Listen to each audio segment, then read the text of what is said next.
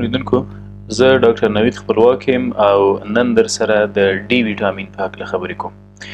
د ویټامین ډي ګټې او ارزښتونه او ترڅنګ یې که چیرې د کمبود سره مخ شو بدن د کومو ګواښونو سره مخ کیږي. ګورئ موږ خواړه لرو په وجود، مثلا فود یا خواړه. که فود یا خواړه واخلو تجزیه او تحلیل کوو نو یوه برخه یې پروټینونه تشکیلوي، درست؟ پروټینز.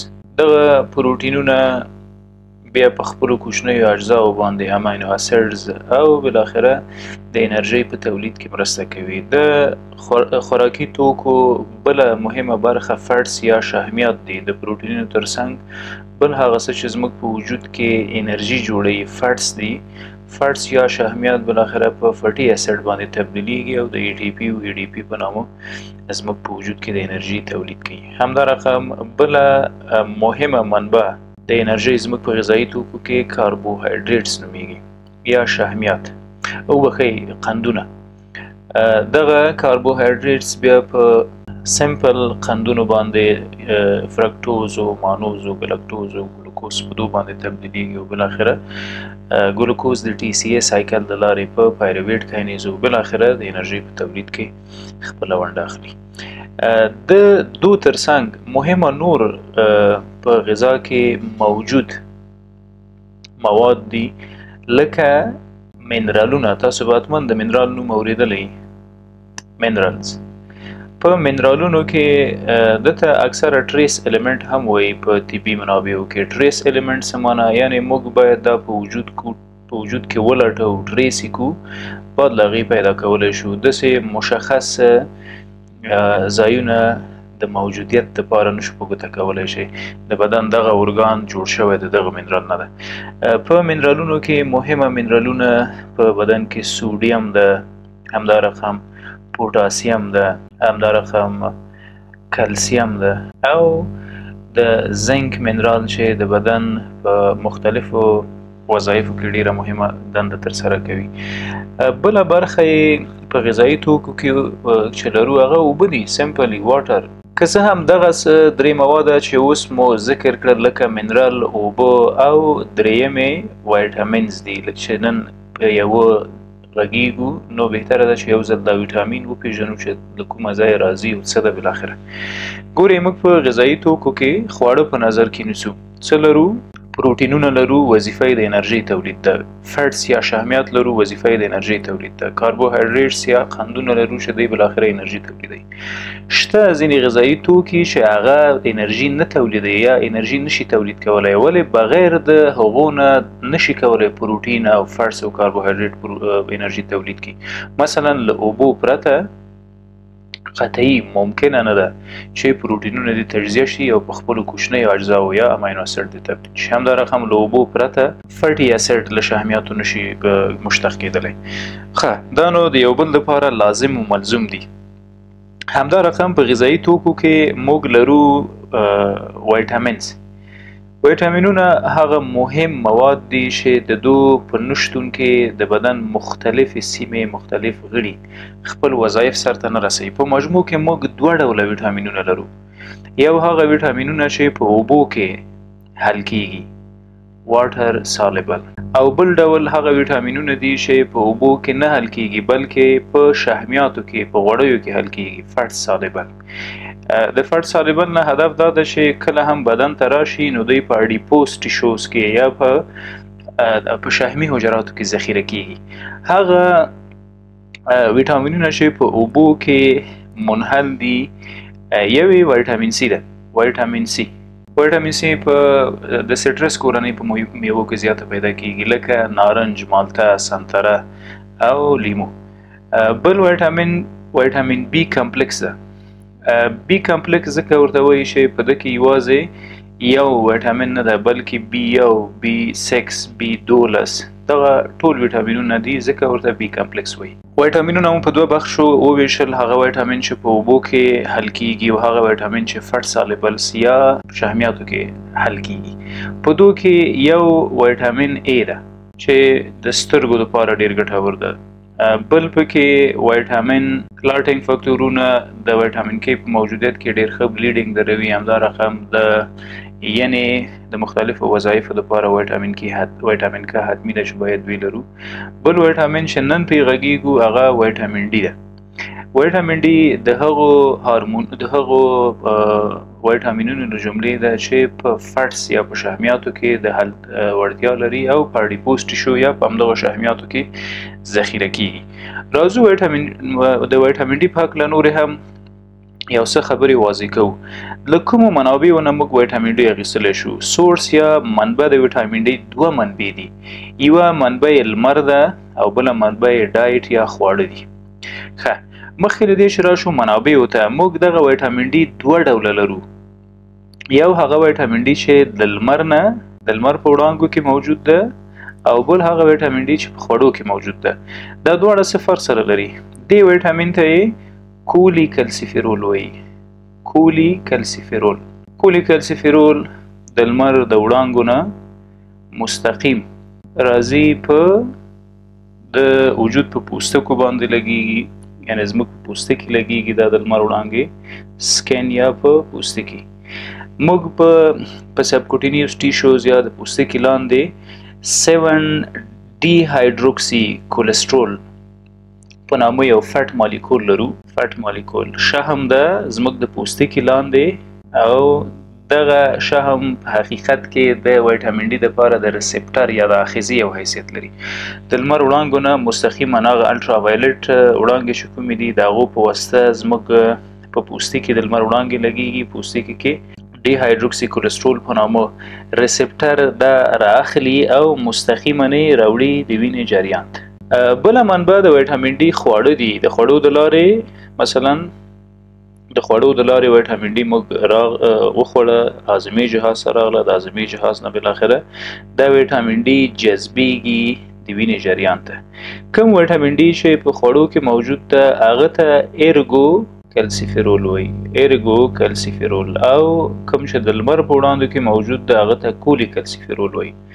ښه، د دوه فرقونه څه دي؟ ایرګو او کولی کلسیفیرول. کولی کلسیفیرول که موږ د دوی کیمیاوي جوړښت وګورو نو تقریبا 28 کاربونه او 40 هایدروجن مالیکولونه دي پکې. همدا رقم هایدروکسیل ګروپ هم پکې ده. که د ایرګو کلسیفیرول فرمول وګورو نو په دوه کې یو مالیکول د کاربن زیات ده، یعنی کاربن 28 مالیکول دي پکې، هایدروجن 40 سره د هایدروکسیل ګروپ. دته D3 وایي. D3. او کوم وایټامین چې په خوړو کې موجود ده دته D2 وایي. D2 معمولا فارماسوټیکل جوړښت لري، په د کپسولونو، سافجیلو، پیچکاریو کې هم پیدا کیږي. په دې وروسته غږیږو چې څونه باید په یو ورځ کې واخیستل شي. کله چې وایټامین ډي جذب شو د پوستکي د لارې یا د وینې د لارې، چېرته جذب شو؟ د وینې جریان ته. دا د وینې رګ ده. د وینې د جریان نه بالاخره مستقیما ځان را رسوي لیور یا لړمون یا ینې ته. په ینه کې یو څه فعالیت د کولی کلسیفیرول کیږي، د کلسیفیرول یا د وایټامین ډي. یو څه نور هم خلاصه کوي او دلته یو څه میټابولیک فعالیتونه دي چې په وایټامین ډي کیږي، او 25 ډای هایدرو بخي کولی کلسیفیرول په ینه کې یا په لړمون کې یا په ځیګر کې دغه وایټامین ډي راځي او تبدیلیږي په 25 ډای هایدرو کولی کلسیفیرول، او له دې ساحې نه بالاخره حرکت کوي د نور اکټیویشن دپاره ګردې ته ځي. ګرده، کډني یا ګرده. په کډني کې د وایټامین ډي نور هم اکټیویشن کیږي او بالاخره د فعالیت یا د جذب دپاره آماده کوي. د نورمال فعالیتونو دپاره باید د همدغه ویټامین ډي نه کار واخیستل شي. کله چې د ینې کار خلاص شو، ګردې ته وایټامین ډي راغی، په ګرده کې وایټامین ډي تبدیلیږي څه شي ته؟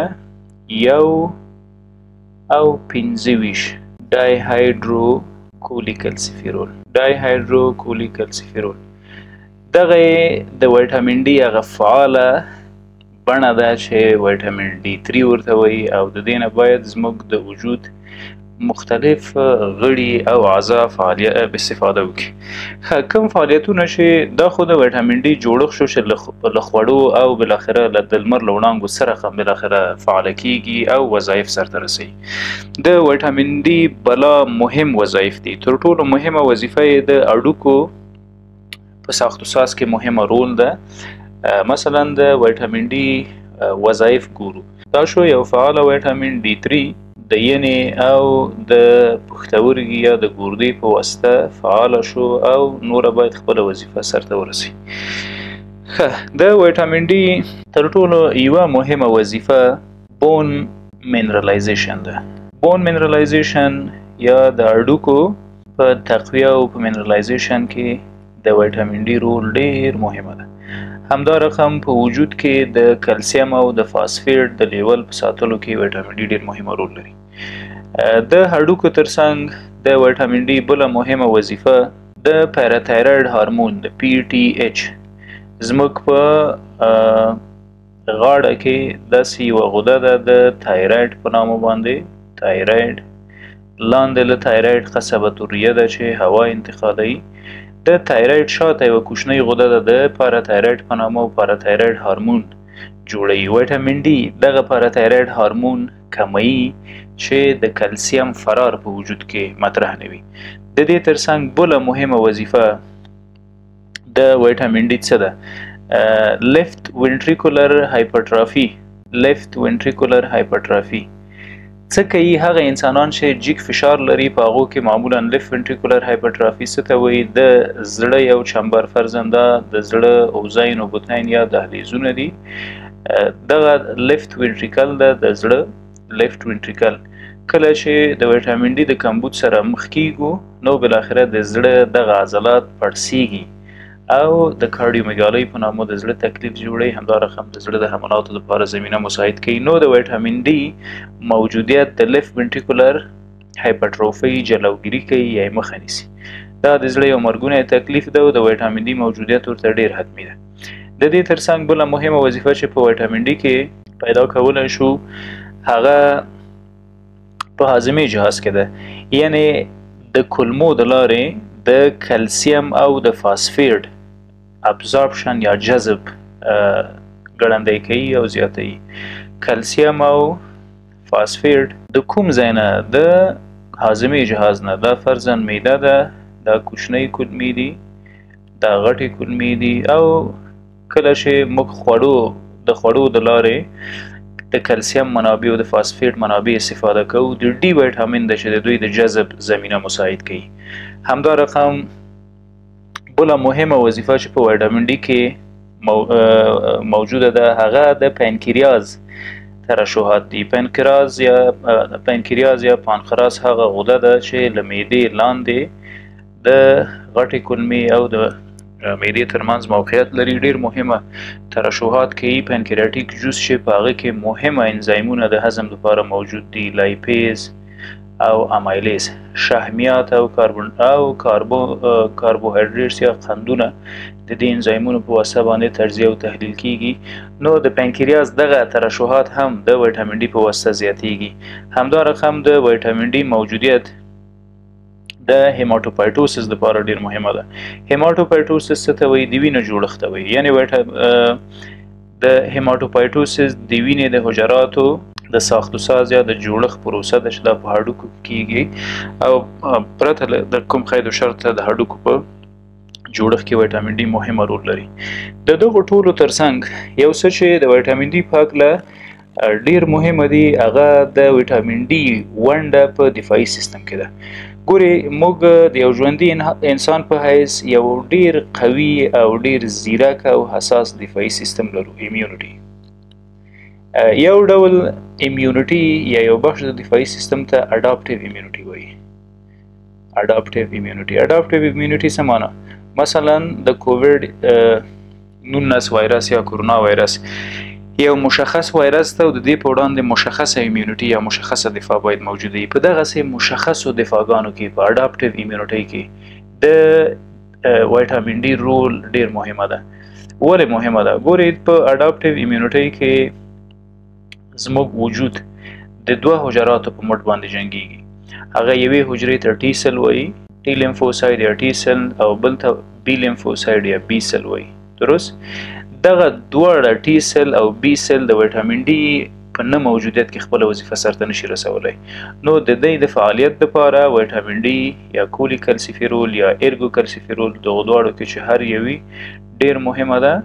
نو د دفاعي سیستم د پیاوړتیا لپاره ډي ویټامین مهمه ده. که چیرې ډي ویټامین نه موجود، موږ د ډي ویټامین د کمبود سره مخ شوي یو، د مختلفو ویروسونو، بکتریاوو، پرازیتونو ښکار ګرځو او وخت نا وخت د مریضۍ سره مخ کیږو. په ټوله کې د ویټامین ډي په ډوز باندې غږیږو، یعنی هغه ماشومان چې عمرونه د 2 کلونو کوچني دي هغوی کولی شي چې په 40 ساعتونو کې 1000 انټرنیشنل یونټ یا IU ویټامین ډي استفاده کړي. هغه هم که چیرې د کمبود سره مخ وي او دغه ویټامین ډي هم باید د ډاکټر له ادرسه تجویز شوي وي. همدارقم هغه ماشومان چې عمرونه یې له 2 نه تر 10 کلو پورې دي هغه کولی شي چې په یوه ورځ کې 2000 انټرنیشنل یونټه ویټامین ډي استفاده کړي. دغه ویټامین ډي اکثرا ارګو کلسیفیرول دی یا سنتیټیک ویټامین ډي ده. نو د ډاکټر د تجویز نه پرته یې خوړل حتمي نه دي او بلکې نه توصیه کیږي. ښه، همدارقم بالغ انسانان په یو ورځ کې 15000 یونټه ویټامین ډي ته ضرورت لري. یعنی که موږ په یوه ورځ کې 20 الی 25 دقیقې د لمر وړانګو ته کینو، ډیر اصل، ډیر با کیفیته او ډیر عالی ویټامین ډي جذبوو چې د هغه په واسطه دفاعي سیستم پیاوړی کیږي، د زړه د حملاتو، د سکتو نه، د اعصابو د سکتو نه، د فشار د لوړوالي نه، د شکر د ناروغۍ نه، همدارقم د بلا نورو ناروغیو نه ژغورل کیږو او زموږ د هډوکو د استقامت لپاره، د پیاوړتیا لپاره د ډي ویټامین موجودیت ډیر حتمي ده.